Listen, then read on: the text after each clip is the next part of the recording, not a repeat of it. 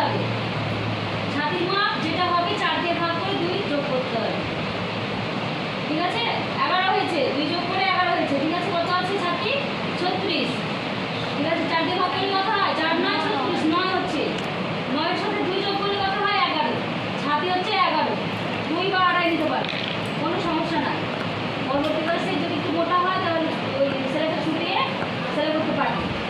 ঠিক আছে, তো তোমরা নতুন হাত 2 বা আড়াই নিতে পারো। ঠিক আছে, এবার হচ্ছে কোমর।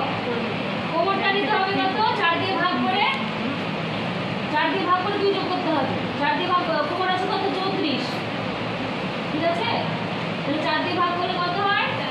4 8 32, 8 হচ্ছে, দেখো 8.5 হচ্ছে। 8.5 এর সাথে 2 যোগ করলে কত হয়?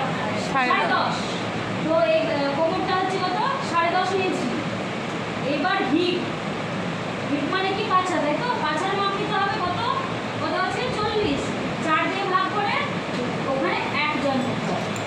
তাহলে 4 10 40, 10 হয়েছে, 10 এর সাথে 1 যোগ করলে কত হয়? 11। ঠিক আছে, এবার এখানে হালকা করে 1/2 ইঞ্চি সেট দিতে হবে সুন্দর করে, কাটিং করে তারপর সেলাই।